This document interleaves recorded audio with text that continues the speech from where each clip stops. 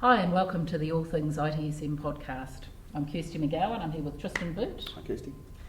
Carlos Casanova. Kirsty. And we're speaking with Dave O'Riordan from Silver Six in Australia. And welcome to the ITSMF New Zealand conference. Thanks for having me. Welcome, Dave. Thank you. Well, thanks for taking the time to come over to cross the ditch and come and see us here. I think what we're trying to do at the conference here is sort of bring a few different sort of concepts in that we haven't necessarily had in the past, and I think your session this morning showed to me that people are really interested in Net Promoter Score, listening to custom voice, those kind of things that you're talking about. And I've worked in a company that's used it quite successfully for and with ENPS as well. Yep. So I'm quite interested, if you could just maybe tell us a little bit more about what it is and what you see the value. Sure. So Net Promoter's it's been around for 13 years and largely used by organisations that want to understand how satisfied or loyal their external customers are. So they ask the question which you've probably come across with service providers that you deal with, on a scale of 0 to 10, how likely are you to recommend insert brand name here to a friend or colleague? Yeah. So that's like the tip of the iceberg. And then they're using that to get great customer feedback and most importantly to act on that feedback. And although the question needs a bit of tweaking for internal IT teams, you're not going to go home to your wife or say, hey, how like would you, I'd love to recommend next time you have a problem with my laptop. Actually, you probably don't want to ask that. No, that's not a good one. So you can tweak the question and get the same benefits that some of these companies like Rackspace and Apple are getting out of it.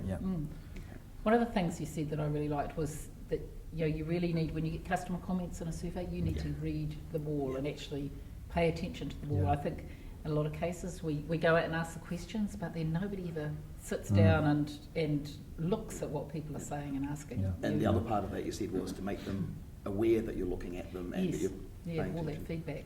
I think the worst thing that happens, as I said in the presentation, I think about 2/3 of IT departments do a survey, and that's almost dangerous because they say, we're not interested in this Net Promoter thing because we already do surveys. But most of them, all they do with their surveys is calculate a number of some sort, a score, put it in the management report, and that's my job done. Whereas actually reading the feedback, acknowledging that you're getting feedback, looking for themes in what they're saying and acting on it is a really powerful way to drive service improvement. Unfortunately, we've all been seduced by the process maturity assessments. We talked about those very recently with Karen. Objective service levels. My response and resolution targets are all green. Well, okay. Well, how come your internal customers still complaining? How about everyone's upset? And, you're losing bit market space. One thing that I found with a client that I was working on a while back, and a partner that we were working with, we were going to do a big survey kind of thing, and they were a large organization, large consulting service organization. They actually had professional writers to write those questions, and very few times do I see internal IT shops write it, because I can write the same survey and get totally different results. What am I trying to drive to? What kind of answer am I trying to get? I'll ask the question differently. So, I'm kind of curious, do you see that into those organizations you go into?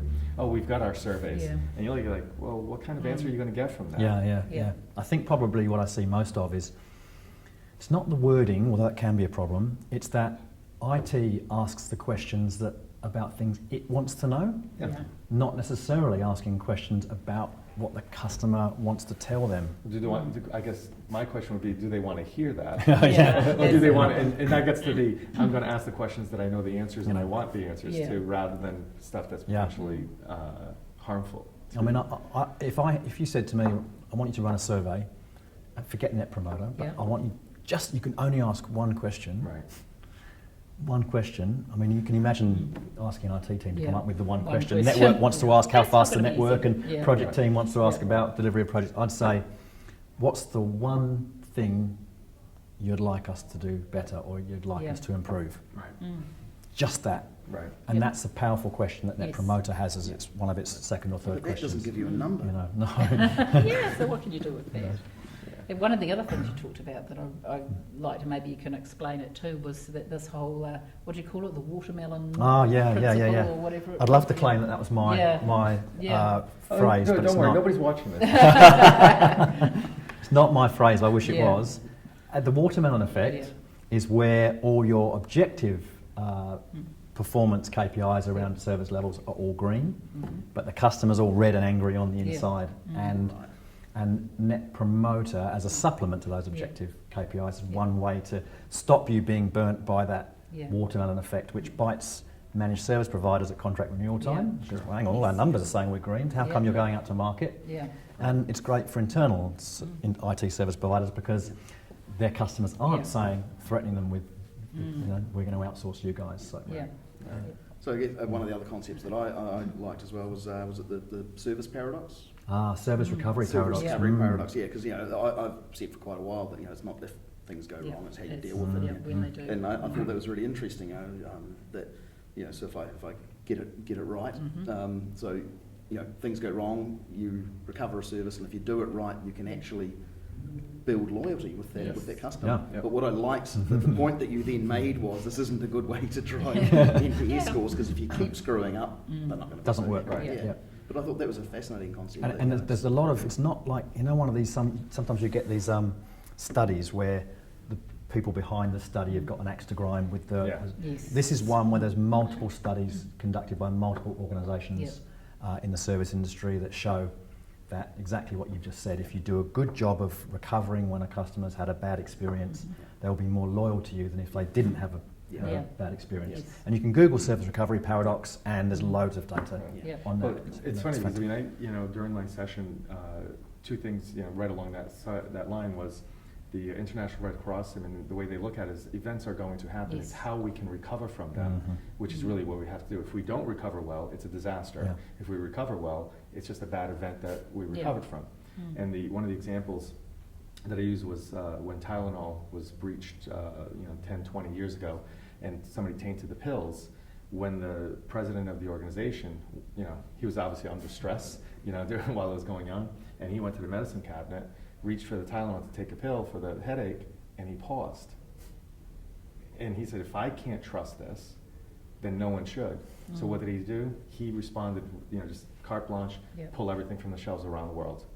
That response basically kept that company alive and prospered. Had he not done that and tried covering it up, probably would have never had it. So you're absolutely right. The events are there. It's how you respond, how you recover from it is really the key element. And that's usually where we don't do that well, sadly. I think it's also why I'm a big fan of, again, most IT teams do the old transactional survey, the tickets closed and the survey goes out. And they almost do it just because we have to. Because it's in the tool. It's in the tool, we'll do it, and again, it doesn't happen. But that is such an amazing... misleading? No, it's not misleading. That is the mechanism that allows you to benefit from the service recovery paradox. If you monitor what scores people are giving you, you can put a trigger in so that when someone gives you a score of below a certain threshold, in Net Promoter terms maybe it's 6 or less if they're a detractor, and you actively go, great, I will call that person. The first thing I'm going to do is thank them for the feedback, because my favourite expression is Bill Gates saying about, your greatest source of learning is your unhappy customer. And it is. You thank them for it, you acknowledge it, you empathise, you try and make things better. Bam, there's your service recovery paradox in action. And you get that through the transactional survey. If you're waiting for your annual survey, you've got people that could have been festering about their particular issues for months and months. You take that opportunity. You've got an opportunity to talk to your customer every time you do something for them. Well, because otherwise they've already gone. I met someone out on the conference floor who said, we've got a trigger where anyone that gives us feedback of more than X number of words, regardless of whether that's positive or negative, we know they've taken extra effort to write that feedback. We'll call them back and say thank you for the feedback, which I thought was really good advice too. Well, there's also metrics. I've seen metrics, obviously with these days with Yelp and all the different review type sites, Amazon or whatever. For every one good review, there's a ratio that they know, people that have studied, for negative reviews, because people tend to provide bad reviews far more easily than good reviews.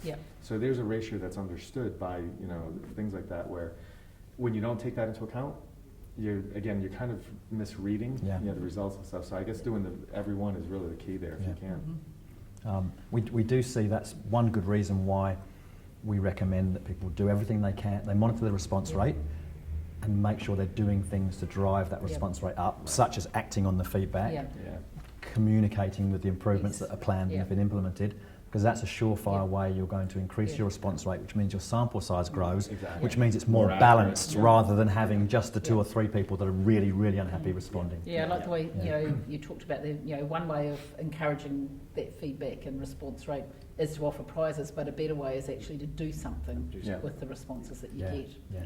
So, Well, people are surveyed out. We all know it, right? How many surveys do we get across our desks? Yeah. I'll give someone a chance once. Anyone that sends me a survey, I'll fill it out once. Yep.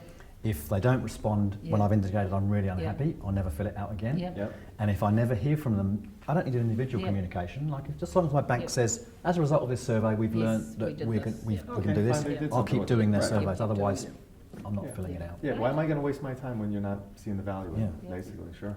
Well, it's been fantastic talking to you this afternoon, Dave. I think we could actually carry on with this conversation quite a bit longer, but unfortunately we have to move on. So thank you for having me. Thank you very much for coming and chatting, and safe travels back to Australia this evening. Pleasure's entirely mine. Thank you. Thank you. Thank you, Dave. Thank you.